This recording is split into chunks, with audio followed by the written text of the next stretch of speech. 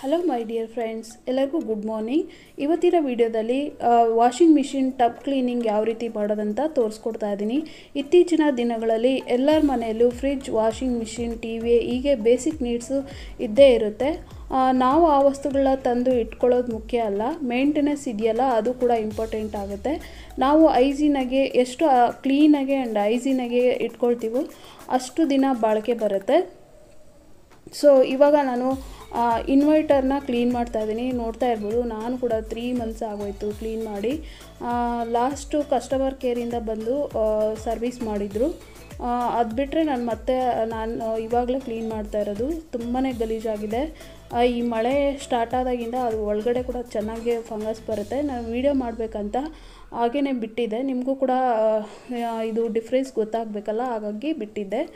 ಇವಾಗ ರನ್ನಿಂಗ್ ವಾಟರಲ್ಲಿ ಇದನ್ನು ನಾನು ಚೆನ್ನಾಗಿ ತೊಳ್ಕೊಳ್ತಾ ಇದ್ದೀನಿ. ಸೋಪ್ ಪೌಡರ್ ಹಾಕಿ ಒಂದು ಟೂತ್ ಬ್ರಷ್ ತೊಗೊಂಡು ತೊಳ್ಕೊಳ್ತಿದ್ದೀನಿ.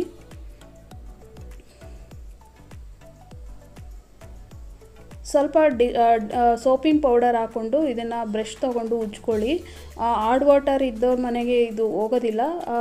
ಆದಷ್ಟು ಬ್ರಷ್ನ ತೊಗೊಂಡು ಸೋಪ್ ಪೌಡರ್ ಹಾಕಿ ಉಜ್ಕೊಳ್ಳಿ. ಅದು ತುಂಬಾ ಗಾರ್ ರೀತಿ ಕಟ್ಟಿರುತ್ತೆ.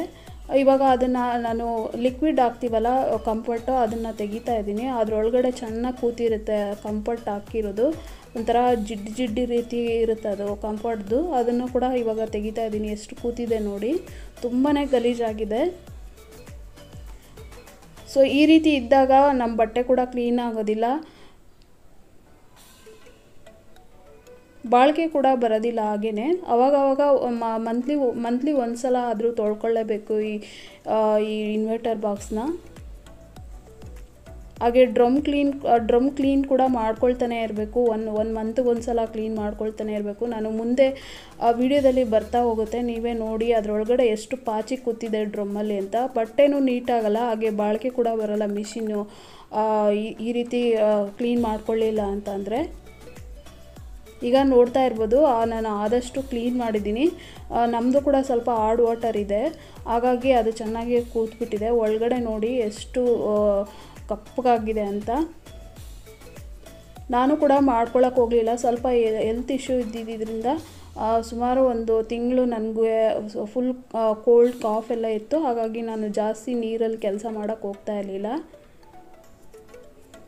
ಇದನ್ನು ಸ್ವಲ್ಪ ಬ್ರಷ್ ತೊಗೊಂಡು ಸ್ವಲ್ಪ ಸೋಪ್ ಪೌಡ್ರ್ ಹಾಕಿ ಉಜ್ಕೊಳ್ತಾ ಇದ್ದೀನಿ.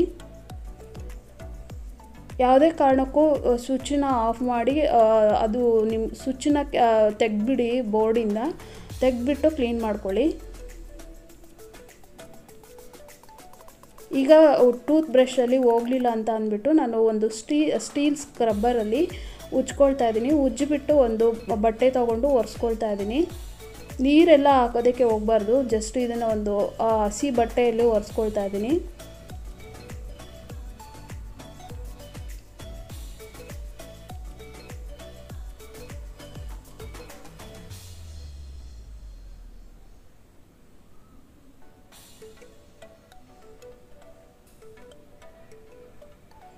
ನಾನಂತೂ ವಾಷಿಂಗ್ ಮಿಷಿನ್ಗೆ ಯಾವಾಗಲೂ ಬಟ್ಟೆ ಬಿಟ್ಟರೆ ಬೇರೆ ಏನೂ ಹಾಕೋದಕ್ಕೆ ಹೋಗಲ್ಲ. ಮ್ಯಾಟ್ಸ್ ಅಂತೂ ನಾನು ವಾಷಿಂಗ್ ಮಿಷಿನ್ಗೆ ಟಚ್ಚು ಕೂಡ ಮಾಡೋದಿಲ್ಲ. ಸಿಕ್ಕಿದ್ದನ್ನೆಲ್ಲ ವಾಷಿಂಗ್ ಮಿಷಿನ್ಗೆ ಹಾಕ್ಕೊಂಡು, ಚಿಕ್ಕ ಮಕ್ಕಳು ಇರೋ ಮನೆಯಲ್ಲಿ ಅಂತೂ ಮ್ಯಾಟ್ಸ್ ಅಂತೂ ಹಾಕೋದಕ್ಕೆ ಹೋಗಬಾರ್ದು. ತುಂಬಾ ಅದರಲ್ಲಿ ಬ್ಯಾಕ್ಟೀರಿಯಾ ಎಲ್ಲ ಫಾರ್ಮ್ ಆಗಿರುತ್ತೆ. ಅದರಲ್ಲಿ ಮತ್ತೆ ಮ್ಯಾಟ್ಸ್ ಎಷ್ಟು ಗಲೀಜಾಗೋಗಿರುತ್ತೆ. ಆ ಗಲೀಜೆಲ್ಲ ನನಗಂತೂ ವಾಷಿಂಗ್ ಮಿಷಿನ್ಗೆ ಒಂಚೂರೂ ಇಷ್ಟ ಆಗೋದಿಲ್ಲ, ಮ್ಯಾಟ್ಸ್ ಎಲ್ಲ ಹಾಕೋದಕ್ಕೆ. ಸೊ ನೋಡ್ತಾ ಇರ್ಬೋದು ರಬ್ಬರ್ ಕೂಡ ಎಷ್ಟು ಗಲೀಜಾಗಿದೆ ಅಂತ. ಈ ಗಲೀಜೆಲ್ಲ ನಮ್ಮ ಬಟ್ಟೆಗೆ ವಾಶ್ ಆದಮೇಲೆ ಬಟ್ಟೆಗೆ ಟಚ್ ಆಗಿ ಮತ್ತೆ ಬಟ್ಟೆ ಎಲ್ಲ ಗಲೀಜಾಗ್ತಾ ಇರುತ್ತೆ. ಸೊ ಅವಾಗವಾಗ ಇದನ್ನು ವಾರಕ್ಕೆ 15 ದಿನಕ್ಕೊಂದ್ಸಲ ಈ ರಬ್ಬರ್ ಒಂದು ಬಟ್ಟೆ ತೊಗೊಂಡು ಒರೆಸ್ಕೊಂಡ್ರೆ ಕ್ಲೀನ್ ಆಗುತ್ತೆ. ತುಂಬ ದಿನ ಹಾಗೆ ಬಿಟ್ಟಿದ್ವಿ ಅಂತಂದರೆ ಒಂದು ಬ್ರಷ್ ತೊಗೊಂಡು ಸುತ್ತಲೂ ಈ ರೀತಿ ಕ್ಲೀನ್ ಮಾಡಿಕೊಂಡ್ರೆ ಎಲ್ಲ ನೀಟಾಗಿ ಬರುತ್ತೆ.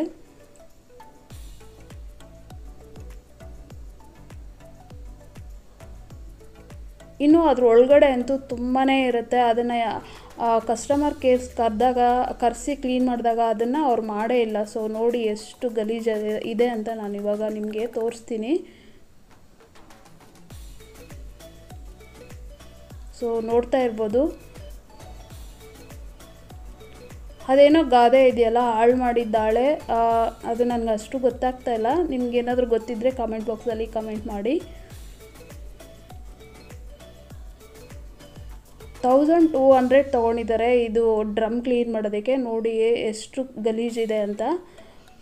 ಆದಷ್ಟು ಕೇರ್ಫುಲ್ಲಾಗಿ ಕೈ ಇಟ್ಟು ಕ್ಲೀನ್ ಮಾಡ್ಕೋಬೇಕು, ಇಲ್ಲಾಂದರೆ ಕೈ ಬೆರಳು ಸಿಕ್ಕಾಕೊಬಿಡುತ್ತೆ. ನನಗೆ ನೆನ್ನೆ ಹಾಗೇ ಆಗಿತ್ತು. ಕ್ಯಾಮ್ರಾ ಅಲ್ಲಿ ಇಟ್ಬಿಟ್ಟು ಬೇಗನೆ ಓಪನ್ ಮಾಡಿಕೊಂಡೆ. ಸೊ ಅದು ಡ್ರಮ್ ಮೇಲ್ಗಡೆ ನನಗೆ ಸಿಕ್ಕಾಕೊಬಿಡ್ತು ಬೆರಳು. ಸೊ ಆದಷ್ಟು ಕೇರ್ಫುಲ್ಲಾಗಿ ಕ್ಲೀನ್ ಮಾಡಿಕೊಂಡ್ರೆ ಒಳ್ಳೆಯದು.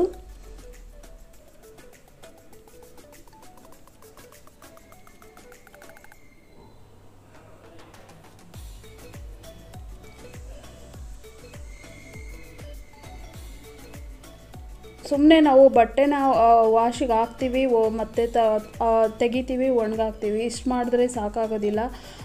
ಮಿಷಿನ್ ಕೂಡ ನಾವು ಮೇಂಟೆನೆನ್ಸ್ ಮಾಡಿಕೊಳ್ಳೇಬೇಕಾಗತ್ತೆ. ಅದರಲ್ಲೂ ಸ್ಕಿನ್ ಅಲರ್ಜಿ ಇರೋರಿಗಂತೂ ಈ ರೀತಿ ವಾಷಿಂಗ್ ಮಿಷಿನ್ ಕ್ಲೀನ್ ಮಾಡಿಕೊಂಡ್ರೇ ಒಳ್ಳೆಯದು. ನೆಕ್ಸ್ಟ್ ಕೆಳಗಡೆ ನಾನು ಕ್ಲೀನ್ ಮಾಡ್ಕೊಳ್ತೀನಿ. ಕೆಳಗಡೆ ಕೂಡ ನಮಗೆ ಕಾಯಿನ್ಸು, ಪಿನ್ನು, ಈ ಬುಕ್ಸು ಏನಾದರೂ ಇದ್ದರೆ ಇಲ್ಲಿಗೆ ತೊಗೊಬಂದು ಹಾಕುತ್ತೆ. ಅದನ್ನು ಕೂಡ ಕ್ಲೀನ್ ಮಾಡ್ಕೋಬೇಕು.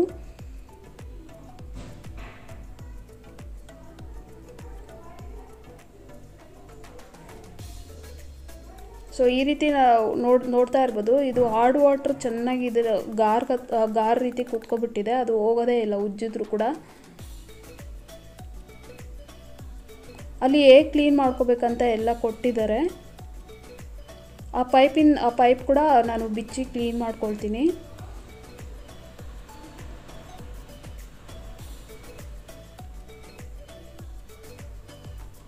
ಅಟ್ಲೀಸ್ಟ್ ಇದನ್ನು ಒಂದು 2 ಮಂತ್ಸ್ಗೆ ಒಂದ್ಸಲ ಆದರೂ ಕ್ಲೀನ್ ಮಾಡಿಕೊಂಡ್ರೆ ತುಂಬ ಕ್ಲೀನಾಗಿರುತ್ತೆ.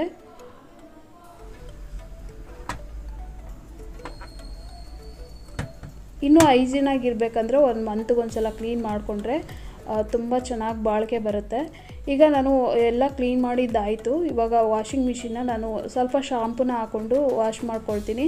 ಆವಾಗ ತುಂಬ ಚೆನ್ನಾಗಿ ವಾಶ್ ಆಗುತ್ತೆ. ಹಾಗೆ ಬೋರ್ಡ್ಗೆ ತುಂಬ ನೀರನ್ನ ಹಚ್ಚೋದಕ್ಕೆ ಹೋಗಬಾರ್ದು. ಬೋರ್ಡು ಒಳಗಡೆ ನೀರೇನಾದರೂ ಹೋದರೆ ಪ್ರಾಬ್ಲಮ್ ಆಗುತ್ತೆ. ಹಾಗಾಗಿ ಒಂದು ಹಸಿ ಬಟ್ಟೆಗೆ ಸ್ವಲ್ಪ ಶಾಂಪೂನ ಹಾಕ್ಕೊಂಡು ಒರೆಸ್ಕೊಳ್ತಾ ಇದ್ದೀನಿ. ತುಂಬ ನೀರೆಲ್ಲ ಹಾಕಿ ತೊಳೆಯೋಕ್ಕೆ ಹೋಗಬಾರ್ದು. ಆ ಬೋರ್ಡ್ಗೆ ಏನಾದರೂ ನೀರು ಹೋದರೆ ಬೋರ್ಡ್ ವರ್ಕ್ ಆಗದೆ ಆಗುತ್ತೆ. ಸೊ ಹಾಗಾಗಿ ಬೋರ್ಡ್ಗೆ ನೀರನ್ನ ಟಚ್ ಮಾಡೋದಕ್ಕೆ ಹೋಗಬೇಡಿ.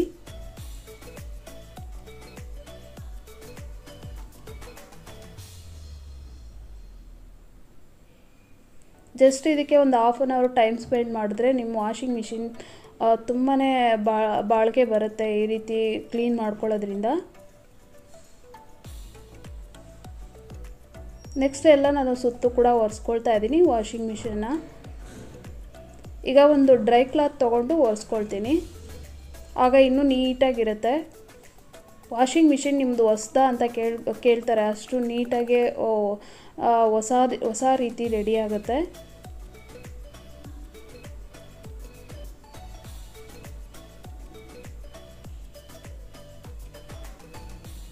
ಸೊ ಹಾಗೆ ಸ್ವಿಚ್ ಕೂಡ ಕ್ಲೀನ್ ಮಾಡ್ಕೊಳ್ತಾ ಇದ್ದೀನಿ. ಆ ವಯರ್ ಆಗಿರ್ಬೋದು, ಸ್ವಿಚ್ ಆಗಿರ್ಬೋದು, ಎಲ್ಲ ನೀಟಾಗಿ ಹೈಜೀನಾಗಿ ಇಟ್ಕೊಂಡ್ರೆ ಮನೆ ಕೂಡ ಅಂದವಾಗಿರುತ್ತೆ. ನಾವು ಇಟ್ಕೊಂಡಿರೋದು ಇದು ಟೆರೇಸಲ್ಲಿ. ಸೊ ತುಂಬಾ ಡಸ್ಟ್ ಬರ್ತಾ ಇರುತ್ತೆ. ನಾನು ಅವಾಗವಾಗ ಎಲ್ಲ ಕ್ಲೀನ್ ಮಾಡಿ ಇಟ್ಕೊಳ್ತಾ ಇರ್ತೀನಿ. ವಾಷಿಂಗ್ ಮಿಷಿನ್ ಮಾತ್ರ ಸುಮಾರು ಒಂದು 3 ತಿಂಗಳಾಯಿತು ಕ್ಲೀನೇ ಮಾಡಿರಲಿಲ್ಲ. ಸೊ ನೋಡ್ತಾ ಇರ್ಬೋದು ಇವಾಗ ಎಲ್ಲ ಕ್ಲೀನ್ ಆಗಿದೆ ನೀಟಾಗೆ.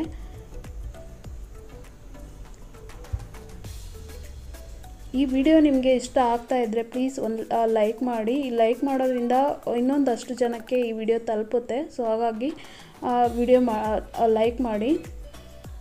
ಇವಾಗ ನಾನು ಒಂದು 2 ಸ್ಪೂನಷ್ಟು ಬೇಕಿಂಗ್ ಸೋಡಾನ ಹಾಕ್ಕೊಳ್ತಾ ಇದ್ದೀನಿ. ಸೋಡಾ ಹಾಕ್ಕೊಂಡು ವಿನೆಗರ್ ಹಾಕ್ಕೊಳ್ತಾ ಇದ್ದೀನಿ. ಒಂದು 4ರಿಂದ 5 ಟೀ ಸ್ಪೂನಷ್ಟು ಹಾಕ್ಕೊಳ್ತಾ ಇದ್ದೀನಿ. ಒಂದು 2 ಸ್ಪೂನಷ್ಟು ಬೇಕಿಂಗ್ ಸೋಡಾನ ಹಾಕ್ಕೊಳ್ತಾ ಇದ್ದೀನಿ.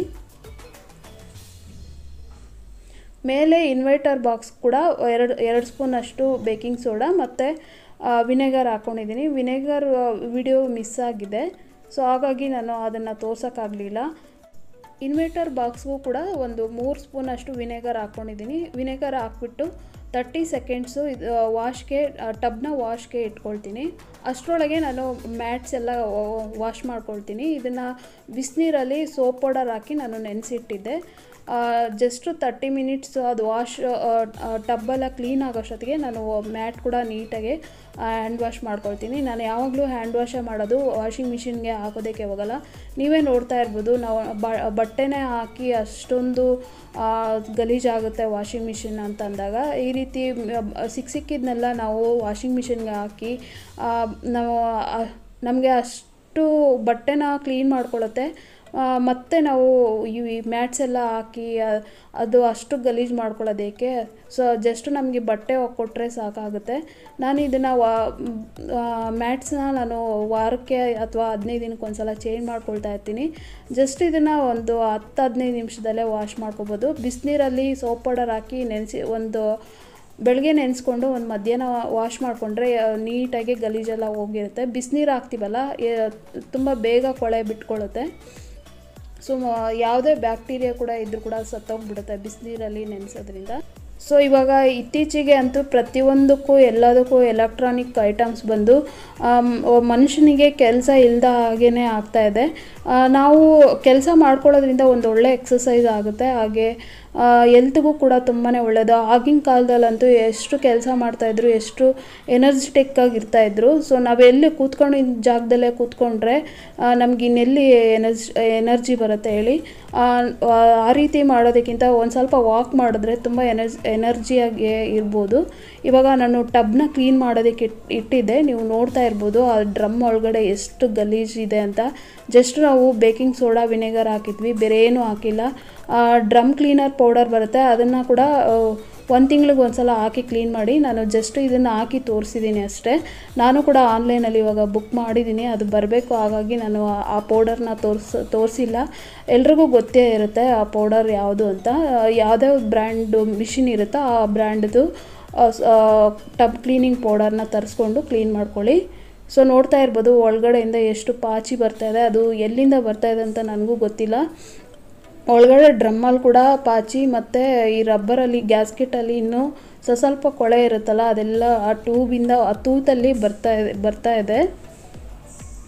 ಸೊ ನೋಡ್ತಾ ಇರ್ಬೋದು ಪಾಚಿ ಎಲ್ಲ ಬರ್ತಾ ಇದೆ ಅಂತ.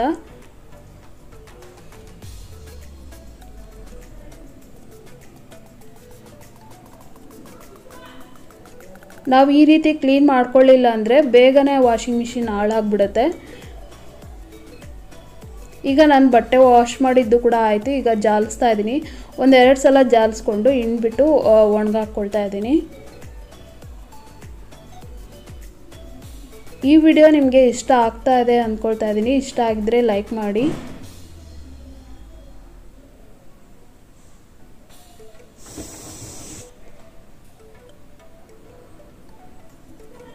ಇನ್ನೂ 13 ಮಿನಿಟ್ಸ್ ಇದೆ. ನನ್ನ ಬಟ್ಟೆ ವಾಶ್ ಮಾಡೋದು ಕೂಡ ಆಗೋಯ್ತು ನೋಡಿ. ಜಸ್ಟ್ ಒಂದು 15 ಮಿನಿಟ್ಸ್ಗೆ ಎಲ್ಲ ಮ್ಯಾಟ್ಸ್ನು ವಾಶ್ ಮಾಡ್ಕೋಬೋದು. ಕೈಯಲ್ಲಿ ವಾಶ್ ಮಾಡಿಕೊಂಡ್ರೆ ತುಂಬ ನೀಟಾಗಿರುತ್ತೆ. ಈಗ ನೀರು ಒಂದು ಸಲ ಎಲ್ಲ ಬಿಟ್ಟಿದೆ. ಇವಾಗ ಲೈಟಾಗಿ ಗಲೀಜು ನೀರು ಕಾಣಿಸ್ತಾ ಇದೆ. ಆವಾಗ ಎಷ್ಟು ಗಲೀಜಾಗಿ ಕಾಣಿಸ್ತಾ ಇತ್ತು ಫಸ್ಟ್ ವಾಶಲ್ಲಿ. ಸೊ ಇವಾಗ ಮ್ಯಾಟ್ಸ್ ಎಲ್ಲ ಒಣಗಾಕ್ಕೊಳ್ತಾ ಇದ್ದೀನಿ. ಒಣಗಾಕ್ಬಿಟ್ಟು ಕ್ಲಿಪ್ ಹಾಕ್ಬಿಟ್ರೆ ಆಗೋಯ್ತು. ವಾಷಿಂಗ್ ಮಿಷಿನ್ ಕೂಡ ಎಂಡ್ ಆಗ್ತಾ ಇದೆ. ಈ ವಿಡಿಯೋ ನಿಮಗೆ ಇಷ್ಟ ಆಗಿದ್ರೆ ಲೈಕ್ ಮಾಡಿ, ಶೇರ್ ಮಾಡಿ. ಸಬ್ಸ್ಕ್ರೈಬ್ ಆಗಿಲ್ಲ ಅಂದರೆ ಸಬ್ಸ್ಕ್ರೈಬ್ ಮಾಡ್ಕೊಳ್ಳಿ. ಪಕ್ಕದಲ್ಲೇ ಇರೋ ಬೆಲ್ಲೈಕನನ್ನು ಪ್ರೆಸ್ ಮಾಡಿ. ಮತ್ತೊಂದು ಹೊಸ ವಿಡಿಯೋ ಜೊತೆ ಸಿಗೋಣ. ಅಲ್ಲಿವರೆಗೂ ಹೋಗಿ ಬರ್ತೀನಿ. ಬಾಯ್ ಬಾಯ್.